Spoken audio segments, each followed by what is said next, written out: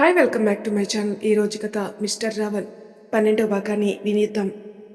అమ్మో, నా వల్ల కాదు, మీ మీసాలు గుచ్చుకుంటాయి అంటుంది. వస్తున్న నవ్వుని ఆపుకుంటూ దర్శిని పెదాలు అందుకొట్టాడు. తనేంటో చూపిస్తాడు.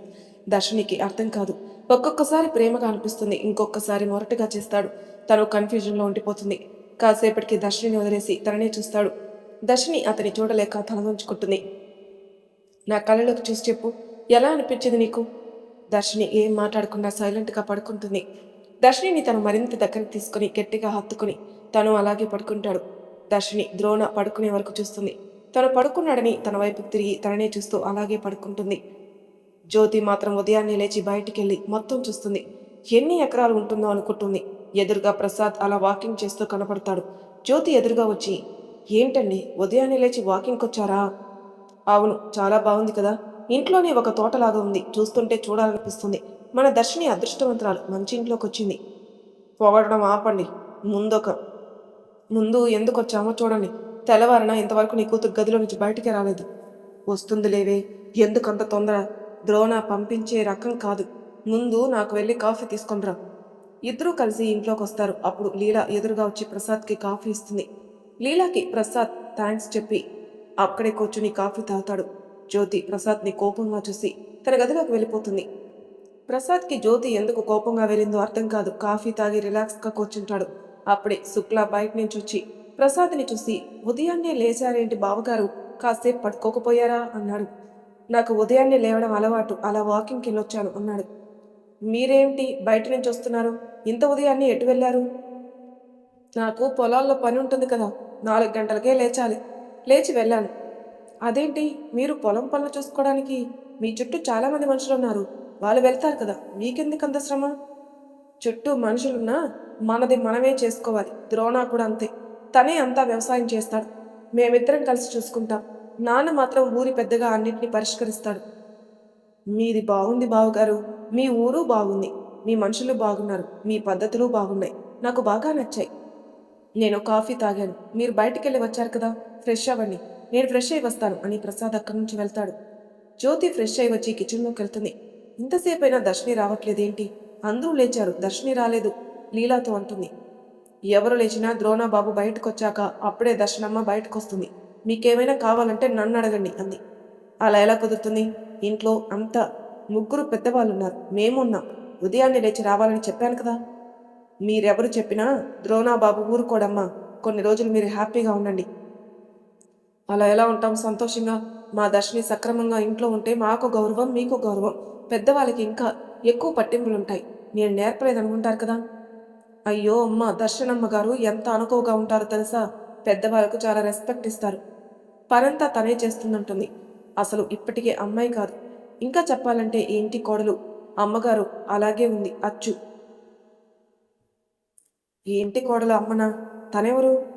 అయ్యో అమ్మ, ద్రోణబాబు గారి అమ్మ. అవును, వచ్చినప్పటి నుంచి నాకు తను కనపడలేదే, ఇంట్లో లేదేంటి? వద్దులే అమ్మ, ఇంతకంటే ఎక్కువ వివరాలు మీరు తెలుసుకోకుండా ఉండడమే మంచిది. అది ద్రోణబాబుకి తెలిస్తే అస్సలు ఊరుకోడు, మిమ్మల్ని ఇంట్లో నుంచి పంపించేస్తాడు. పైకి నవ్వుతూ అవునా అని, ఎప్పటికైనా తన ఎటు వెళ్ళిందో తెలుసుకుంటాను అనుకుంటుంది మనసులో. దర్శిని గబగబా కిచెన్లోకి వచ్చి వేడివేడిగా కాఫీ చేసుకుని కప్పు పట్టుకుని పైకెళ్తుంటే జ్యోతి అడ్డంగా వచ్చి, ఏంటి దర్శిని, ఇంత లేటుగానే లేస్తావా? టైం ఎంతో చూసుకోవా? నీ మామగారు కూడా లేచొచ్చారు, ఇలా అయితే ఎలా? అందరూ ఏమనుకుంటారు? సారీ పిన్ని, నాకు సరిగ్గా నిద్ర పట్టలేదు, ఇందాకే మెలక వచ్చింది, అందుకే గబగబా స్నానం చేసి వచ్చాను. కాఫీ తనకి తీసుకెళ్ళి మీరు పక్కకు జరగండి, కాఫీ ఇచ్చాక మాట్లాడతాను. సరే వెళ్ళు అని జ్యోతి పక్కకు జరుగుతుంది. దర్శిని గబగబా మెట్లెక్కుంటూ ద్రోణ ఉన్న గదిలోకి వెళ్ళి కాఫీతో నిలబడుతుంది. కాఫీ స్మెల్కి హాయిగా రిలాక్స్గా అనిపిస్తుంది. మెల్లగా కళ్ళు తెరిచి చూస్తాడు. ఎదురుగా కాఫీ పట్టుకొని నిలబడుతుంది దర్శిని. లేచి కూర్చుని దర్శిని చూస్తూ చేతిలో కాఫీ తీసుకొని తాగుతూ తరణి చూస్తూ ఉంటాడు. ఏమంటుంది మీ పిన్ని? అబ్బే ఏం లేదండి. ఏదో అని ఉంటుంది. ఇంత లేటుగా లేచావా? సంథింగ్ ఏదో అని ఉంటుంది. దర్శిని మాత్రం తన నీకు పిన్ని ఎలా అవుతుంది? మీరు ముందు కాఫీ తాగండి, నేను కిందికి వెళ్ళాలి అని పని ఉంది చాలా అంటుంది. ఏ పనైనా నేను వెళ్ళాకే, నేను ఫ్రెష్ అయ్యి వచ్చేలోపు నాకు టిఫిన్ ఉండాలి. ఇంకొక విషయం, మన గదిలో జరిగినవి మీ వాళ్ళకి తెలిసిందే అనుకో, వెంటనే నీ చరిత్ర మా బామ్మకు చెప్తాను. అబ్బా ప్లీజ్ అండి, చెప్పకండి. నేను అసలే చెప్పను మా పిన్ని వాళ్ళు కూడా. నైటు మీ పిన్ని చాలా బాగా రెడీ చేసి పంపింది కదా, ఇప్పుడు అవన్నీ అడుగుతుంది. ఏమని చెప్తావు? ఏమని చెప్తాం? ఇద్దరం దగ్గరగా హాక్ చేసుకుని పడుకున్నామని చెప్తాను. చెప్పు తీసుకొని కొడతా. దానికోసమేనా ఆమె రెడీ చేసి పంపించింది? అంటే వీడు వేస్ట్ కాడని అలానే అనాలనే కదా నీ ప్లాను? ఇలా చెప్తే అన్ని అర్థాలున్నాయా దీంట్లో? నేను చెప్పినట్టు చెప్పు. చాలా ఎంజాయ్ చేశాము, నన్ను అస్సలు నిద్రపోనివ్వలేదు అని పిన్ని అంటూ సిగ్గుపడుతూ చెప్పు. దర్శనికి ఇబ్బందిగా అనిపించి తన చేతిలో ఉన్న కాఫీ కప్ తీసుకొని కిందికి పరిగెడుతుంది. గబగబా దిగి వస్తున్న దర్శినిని అమ్మమ్మ చూస్తుంది. ఏంటి దర్శిని అలా ఫాస్ట్గా వస్తున్నావు? చీర తట్టి కింద పడితే మెల్లగా నడు, ఏంటా తొందర? అదేం లేదమ్మా, తను ఫ్రెష్ అయి వచ్చేలోపు టిఫిన్ చేయమన్నారు, అందుకే చేద్దామని పరిగెత్తుకుంటూ వస్తున్నాను. నువ్వు ఒక్కదానివే చేయాల్సిన అవసరం లేదులే, లీలా ఉంది కదా. ఇంకా ఎక్కువ అనిపిస్తే మీ పిన్నిని పిలువు, తను కూడా నీకు హెల్ప్ చేస్తుంది. అక్కడే ఉన్న జ్యోతికి కక్కలేక మింగలేక చూస్తుంది. పిన్నియా? పిన్ని ఏం అవసరం లేదులే, నేనే టిఫిన్ చేస్తాను అని కిచెన్లోకి వెళ్తుంది. జ్యోతి నవ్వుతూ, పిన్ని గారు, మీకు ఎంతమంది పిల్లలు? అదేంటి జ్యోతి అలా అంటావు? నాకు ఎంతమంది పిల్లలు ఎంతమంది మనవరాలు తెలుసుకోకుండానే ఈ సంబంధానికి ఒప్పుకున్నావా? నేను ఒప్పుకోవడం ఏంటి? మీ మనవడే ఒక్కసారిగా ఆఫీస్కి వచ్చి కలిసి ఆఫర్ ఇచ్చాడు, రెండోసారి వచ్చి తాళి కట్టి తీసుకొచ్చాడు. మీ వివరాలు ఏవీ మాకు తెలీదు. అవునులే జ్యోతి, మీకెలా తెలుస్తాయి?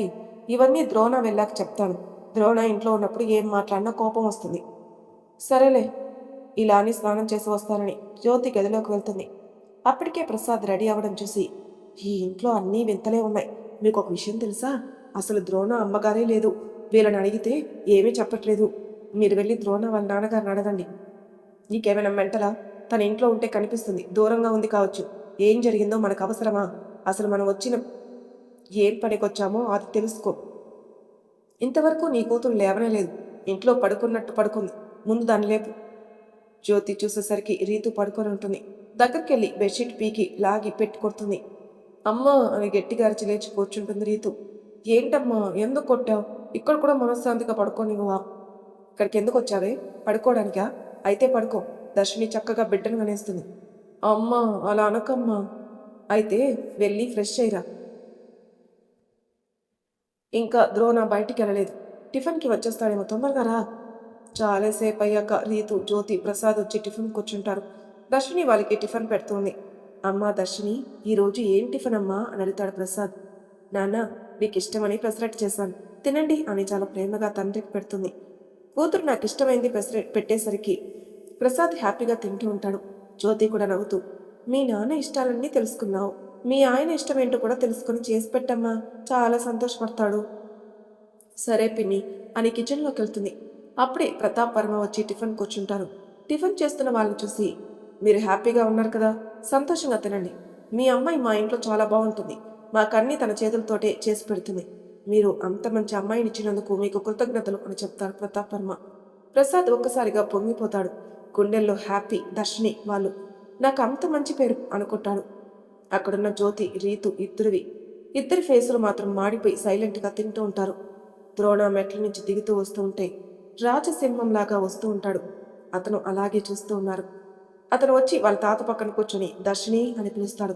దర్శిని వచ్చి తనకిష్టమైన పొంగల్ చేసి ద్రోణ దగ్గర పెడుతుంది. పొంగల్ని చూస్తూ దర్శిని చూస్తాడు. అప్పుడే రీతుని చూసి, వావ్ బావా, నీకు పొంగలంటే ఇష్టమా? నాకు ఇష్టం, ప్లీజ్ ప్లీజ్ నాకు ఒక స్పూన్ పెట్టరా అని దాంట్లో ఒక స్పూన్ తినేస్తుంది. వెంటనే దర్శిని వైపు చూస్తాడు ద్రోణ. అక్కడున్న వాళ్ళందరికీ షాక్. దర్శిని అయితే భయంగా బిక్కమొహం వేసుకుని ద్రోణనే చూస్తుంది. ద్రోణ రీతుని చూస్తూ ఉంటాడు. రీతు నవ్వుతూ, బాబా చాలా బాగుంది పొంగలి, అందుకే ఒక స్పూన్ తినేశాను, మీరు తినండి అని స్పూన్ తీసి ద్రోణ నోటి దగ్గర పెడుతుంది. అందరిలో ఏం చేస్తాడు అని చూస్తారు. దర్శిని అయితే మరీ ఇంత కళ్ళు వేసుకుని ద్రోణ వైపే చూస్తూ ఉంటుంది. ద్రోణ దర్శిని చూస్తూ స్పూన్ నోట్లో పెట్టుకోబోతుంటే వెంటనే అక్కడికి విరాట్ వచ్చి ఆ స్పూన్ తీసుకొని తినేస్తాడు. ఊహించిన దానికి అందరూ చూస్తారు. విరాట్ నవ్వుతూ తినేస్తాడు. అక్క సూపర్గా చేశావు అని అందరూ ఊపిరి పీల్చుకొని అమ్మయ్య అనుకుంటారు. దర్శిని కూడా రిలాక్స్గా ఫీల్ అయిపోతుంది. రీతుకి తిక్కలేచి, ఎవరు నువ్వు? నేను బావకు పెడుతుంటే నువ్వు తినవేంటి? ఎందుకక్క అంత కోపం? నేను నీకు తమ్ముడిని అవుతాను, బావకు పెట్టే ముందు తమ్ముడికి పెట్టాలి కదా, అందుకే నేను తినేశాను. ఎవడికి తమ్ముడివి? ఏంటి బావ తమ్ముడు అంటున్నాడు, నీకెలా వరుస అయింది? వరుసల గురించి నీకెందుకులే, నీకు ఇష్టం అన్నావు కదా, ఈ పొంగల్ తినేసేయ్ అని దర్శినిని చూస్తాడు. దర్శిని కిచెన్లోకి వెళ్ళి వేరే బౌల్లో పొంగల్ పెట్టుకొని వచ్చిస్తుంది. సైలెంట్గా తినేసి ద్రోణ వెళ్ళిపోతాడు. రీతుకి కోపంగా విరాట్ని చూసి, నువ్వేంటి మధ్యలో వచ్చావు? నీకు నేను అక్కను కాదు, ఆవిడ నీకు అక్క అవుతుందేమో, నాకు మాత్రం కాదు అనేసి కోపంగా కొనుచి వెళ్ళిపోతుంది. ఓకే, నీ ఇష్టం. నువ్వు నన్ను తమ్మునిగా ఒప్పుకోకపోతే నేనేం చేయలేను. దర్శిని అక్క, ఏమంటావు? నాకు కూడా పొంగల్ పెట్టవా? రా విరాట్ అని తనకు కూడా పొంగల్ పెట్టేస్తుంది. ఇదంతా ప్రతాప్ వర్మ చూసి చూడనట్టే అక్కడి నుంచి వెళ్ళిపోతాడు. అమ్మమ్మ తింటూ, జ్యోతి, నీ కూతురు చాలా ఫాస్ట్గా ఉంది, కొంచెం ద్రోణాతో జాగ్రత్త.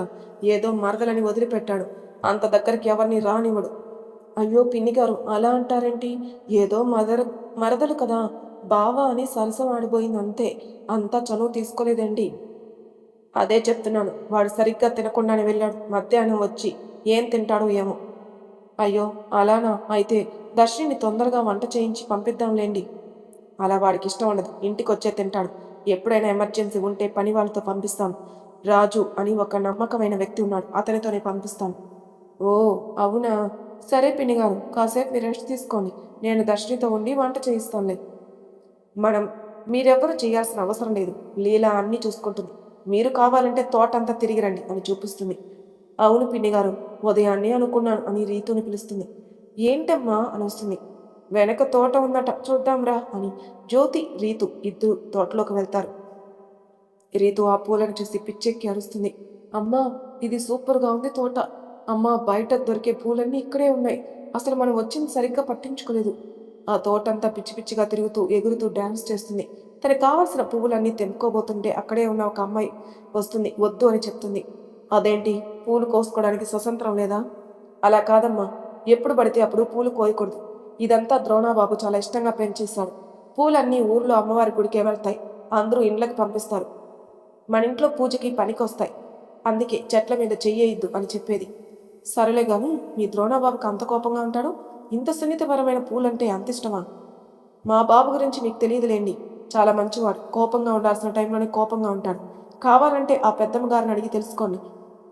అమ్మ తెంపుకోమంటే నాకేం అభ్యంతరం లేదు అని అక్కడి నుంచి ఆ పని అమ్మాయి వెళ్ళిపోతుంది. ఏంటమ్మా, పూలు కూడా కోసుకునే హక్కు లేదా? మరీ ఇలా ఉన్నారేంటి? ఇలాగే ఉంటారు, మరి నీకెందుకు ఇప్పుడు? చాలా టైం అయింది, సాయంత్రం అయ్యాక మల్లెపూలు కోసుకొని మాల కట్టి పెడతానులే. నిజమే అమ్మా, చాలా రోజులైంది మల్లెపూలు పెట్టుకోక, సాయంత్రం వచ్చి కోసుకుందాం అని ఇద్దరు తోటలో నుంచి బయటకు వచ్చేస్తారు. ద్రోణ పొలంలోకి పని చేస్తూ ఉంటాడు. అందరూ అతనితో పాటే పనిచేస్తుంటారు. అప్పుడు అక్కడికి వచ్చిన ప్రసాద్ ద్రోణాన్ని చూసి, ఇదేంటి ఇతను పని చేస్తున్నాడు? పనులతో చేయించుకోవచ్చు కదా, ఇంత భూసామయ్యింది.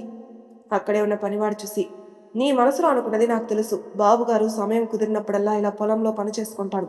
చూడండి, అక్కడ కనబడుతున్న కొండల దగ్గర నుంచి చుట్టూ అంతా ద్రోణాబాబు గారిదే, ప్రతాప్ వర్మ గారిదే పొలం అంతా. మరి ఎంతనా అని ఆశ్చర్యపోతారు ప్రసాద్. అవునండి, అటు సైడ్ అదంతా మామిడి తోట, ఇటు జామ తోట. ప్రతి ఒక్క పండు పూలు అన్నీ ద్రోణాబాబు తోటలో నుంచి వస్తాయి. అందరికీ ఇస్తారు, ఊరంతా పంచిపెడతారు. ప్రతి ఒక్క గుడికి పూలు పండ్లు పోవాల్సిందే. వ్యవసాయం గురించి, పండించే పంట గురించి బాగా స్టడీ చేసినట్టున్నాడు మీ ద్రోణబాబు గారు. అయ్యో, మా బాబుగారు ఏమీ చదువుకోలేదండి, ఎప్పుడో 10th వరకు చదువుకున్నారంతే. ఇలా ఊర్లో ఉండడం వల్ల వారసత్వంగా అదే నేర్చుకొని చేస్తున్నాడు. తెలుస్తూనే ఉంది, చదువు కంటే ముఖ్యంగా తెలివి బాగుంది అనుకుని చుట్టూ పొలాలన్నీ తిరుగుతూ గట్టు మీద కూర్చొని మామిడి తోటలోకి వెళ్తాడు. చుట్టూ మామిడి తోట. చుట్టూ తిరుగుతుంటే కొంత దూరంలో కొంతమంది కూర్చొని మాట్లాడుకోవడం చూస్తాడు. మెల్లగా వాళ్ళ దగ్గరికి వెళ్తాడు. వాళ్ళలో ఒక అతన్ని చూసి, ఎవరు నువ్వు, ఇందులోకి వచ్చావు? అతను నవ్వుతూ, నేనెవరైతే ఏంటి, ఈ తోటలోకి రావాలంటే ప్రతాప్ వర్మ గారి బంధువులైతేనే వచ్చే అధికారం ఉంటుంది. నేను వాళ్ళ బంధువుల్ని. నాకు తెలియకుండా బంధువులు ఎవరుంటారు? నేను ఇంటి అల్లుణ్ణి. బంధువులందరూ నాకు తెలుసు. ముందు మీ పేరు చెప్పండి. మీరు ఇంటి అల్లుడా? నా పేరు ప్రసాద్. నాకు ద్రోణ గారికి నా కూతురుతో పెళ్లి చేశాను. నా కూతుర్ని చూడ్డానికే వచ్చాను. ఓ, నువ్వేనా? నీ కూతుర్ని చేసుకుని వచ్చాడా? చాలా అదృష్టవంతుడి. ముందే తెలుసా ద్రోణ? అందరినీ కాదని ఎక్కడో సిటీలో పుట్టి పెరిగిన నీ కూతుర్ని పెళ్లి చేసుకున్నాడు. నవ్వుతూ, వాళ్ళకి దేవుడు రాసి పెట్టాడు, మన చేతిలో ఏం లేదు, ఏదో అనుకోకుండా జరిగింది. సరే, ఇక్కడ నుంచి నువ్వు వెళ్ళిపో అంటాడు ఆ ఇంటి పెద్ద అల్లుడు. సరే అండి, మీ మధ్యలో ఎందుకు అని 2 చేతులెత్తి దండం పెట్టి ప్రసాద్ అక్కడి నుంచి బయలుదేరుతాడు. ప్రసాద్ ఇంటికి రావడమే జ్యోతిని గదిలోకి పిలిచి, మామిడి తోటలో జరిగిన మ్యాటర్ చెప్తాడు. అంటే ఈ ఇంటి కూతుర్లు కూడా ఉన్నారా? ద్రోణ వాళ్ళ నాన్న ఒక్కరే కాదు. అదే కదా చెప్తుంది. కరెక్ట్గా అన్నీ తెలుసుకో. ఎవరెవరేంటో తెలుసుకుంటే మనకు అన్ని విషయాలు తెలుస్తాయి. ముసలమ్మని అడిగాను. ద్రోణ లేనప్పుడు చెప్తాను. ఆఖరికి మీకు ఎంతమంది పిల్లలని కూడా అడిగాను. ద్రోణ ఇంట్లో ఉంటే ఎవరు మాట్లాడరట. అబ్బా, అల్లుడు గొప్పవాడే. భలే కండిషన్ పెట్టాడు అందరినీ. ఇంట్లో పెద్దవాళ్ళని, పని వాళ్ళని, ఊర్లో అంతా జనం వీడంటే పడి చస్తున్నాడు అంటాడు. తను చూస్తే పులిలాగా ఉన్నాడు. ఇంకా భయపడక చస్తారా? దర్శిని అయితే వణికి చచ్చిపోతుంది. ఏమో, నీకు 2 రోజుల్లో అసలు వీరి కుటుంబ వివరాలు తెలుసుకో. నాకు అడగాలంటే భయం వేస్తుంది. మీకు ఎలా ఉంటే నేనెలా అడగాలంటే? ఆ ముసల్ది మంచిగానే మాట్లాడుతుంది, కానీ ఎక్కడో తేడాగా మాట్లాడుతుంది. ఇంకా లీల పనిదైనా కానీ చెప్పే అంత ఛాన్స్ ఇవ్వట్లేదు. అవన్నీ తర్వాత. ముందు రీతుని క్లోజ్గా ఉండమని చెప్పు. అది రెడీగానే ఉంది. ఎక్కడా వాడి చేతిలో ఇది చస్తుందేమని భయపడి చస్తున్నాను. అమ్మమ్మ అప్పుడే వంటగదిలోకి వచ్చి, చూడు దర్శిని, నీ భర్త తినేటప్పుడు జాగ్రత్తగా ఉండు. నువ్వు తప్ప ఎవరి చేతి వంట తినడు. అలా అలవాటైపోతుంది. అందుకే చెప్తున్నాను. మధ్యాహ్నం ఇంటికి వస్తాడో రాడు. భోజనం తీసుకువెళ్ళు. అమ్మమ్మ, నా వల్ల కాదు. అక్కడికి వచ్చానని తెలిస్తే చంపేస్తాడు. గుడికెళ్తేనే నన్ను ఎలా కొట్టాడు చూశారు కదా. అప్పుడు నువ్వు వెళ్ళి చెరువులో పడ్డావు. వాడెవడో తీసుకొచ్చాడని తన్నిండు. దానికి దీనికి తేడా ఉంది. ముందు రెడీ అవ్వు. దర్శిని కూడా పోవాలనిపిస్తుంది. ద్రోణ ఏం చేస్తాడో చూడాలని గదిలోకి వెళ్ళి రెడీ అయ్యి అన్నిట్లో లంచ్ అంతా సర్దేసి రెడీగా ఉంటుంది. లీలా బయటికెళ్ళి రాజుకి ఫోన్ చేస్తుంది. రాజు హడావిడిగా వస్తాడు. లీలా దగ్గరకు వచ్చి, ఏంటమ్మా ఫోన్ చేశావు? ఏం లేదురా, ఫస్ట్ టైం దర్శిని ద్రోణబాబు గారికి లంచ్ తీసుకెళ్తుంది. నువ్వు కూడా తీసుకెళ్ళి, కొంచెం భయపడుతుంది. ఎందుకమ్మా భయం? ద్రోణబాబు గారు చాలా బాగా చూసుకుంటారు కదా. నేను కార్ రెడీ చేసి వస్తాను, అమ్మగారిని పంపించు అని రాజు వెళ్ళిపోతాడు. దర్శిని చక్కగా రెడీ అవుతుంది. క్యారేజ్ బ్యాగ్ లీలా మోస్తూ రాజు ఉన్న దగ్గరికి తీసుకెళ్తుంది. రాజు అది తీసుకుని కారులో పెట్టి వెనక డోర్ తీస్తాడు. అమ్మ, ఇందులో కూర్చొని చెప్తాడు. ఇతనెవరు లీలా? ఎవరో కదమ్మా, నా కొడుకు. బాబుగారి దగ్గరే పనిచేస్తాడు. ఓ, చాలా బాగున్నాడు. పేరేంటి? రాజు అమ్మా. సరే రాజు, నన్ను సార్ దగ్గరికి తీసుకెళ్ళు. నేను ఎక్కువగానే తీసుకొచ్చాలే. నువ్వు కూడా సార్తో పాటే తిన్ను. రాజు నవ్వుతూ కారులో కూర్చుంటాడు. కార్ స్టార్ట్ అయి ముందుకు వెళ్ళబోతుంటే, ఆగండి అని ఒక అరుపు వినబడుతుంది. మరి తర్వాయి భాగంలో ఏం జరుగుతుందో నెక్స్ట్ ఎపిసోడ్లో తెలుసుకుందాం. అంతవరకు నా ఛానల్ సబ్స్క్రైబ్ చేయండి. ప్లీజ్ సబ్స్క్రైబ్ చేసుకోండి. లైక్ చేసి షేర్ చేయండి.